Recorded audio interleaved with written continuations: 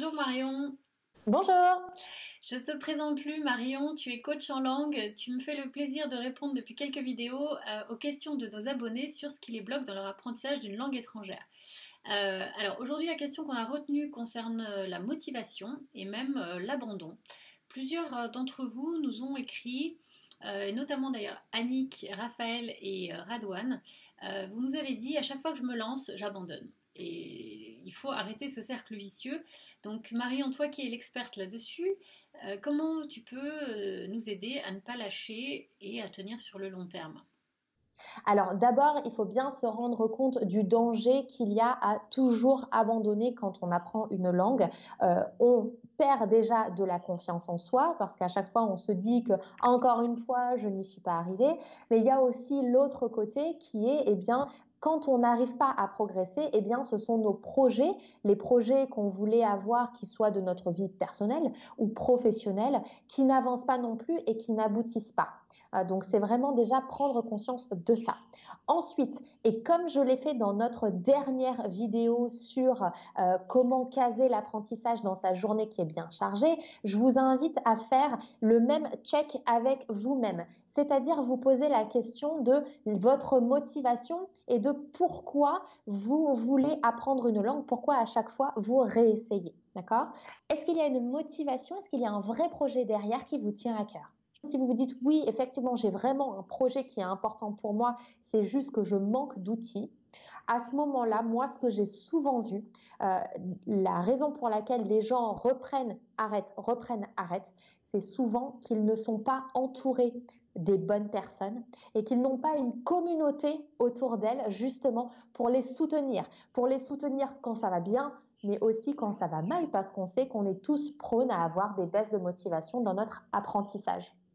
Et ça, d'ailleurs, c'est vraiment une des choses principales, un des piliers de ma formation Language Boss, donc que j'enseigne, qui est savoir comment s'entourer et comment créer une communauté de personnes, donc qu'elles soient en ligne ou qu'elles soient physiques. D'ailleurs, si vous êtes déjà à l'étranger ou que vous êtes dans une grande ville et que vous avez la possibilité d'avoir accès à des personnes physiques, n'hésitez pas à regarder le site internet que moi j'adore utiliser, qui est gratuit d'ailleurs, qui s'appelle meetup.com, pour vous trouver des groupes par intérêt justement et qui vont pouvoir pratiquer votre langue cible avec vous. Donc ça, c'est une première chose.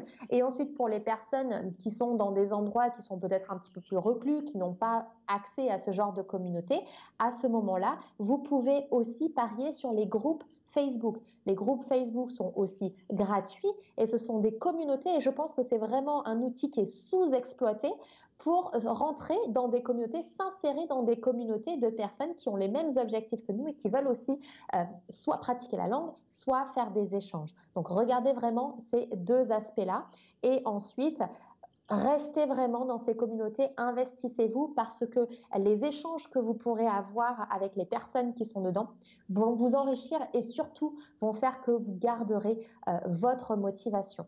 Donc, si vous avez besoin justement d'échanger plus en détail sur cet aspect de communauté et puis de savoir de qui vous entourez également, je vous conseille de me rejoindre dans ma masterclass qui s'appelle 3 stratégies pour garder votre motivation sur le long terme et garder confiance en vous. J'ai effectivement participé à ta masterclass, Marion, que j'ai trouvée vraiment intéressante et je te remercie de nous consacrer ce temps-là gratuitement. Et c'est notamment un des points qui était intéressant, effectivement, cet aspect de retrouver des personnes qui ont réussi, mais en ayant un objectif similaire et en tout cas des moyens similaires, enfin qu'on puisse vraiment s'associer à eux. L'URL, on vous le mettra dans le descriptif, donc marionjuada.com/devenir bilingue. On se retrouve très vite. Merci beaucoup Marion, à bientôt. C'était avec plaisir.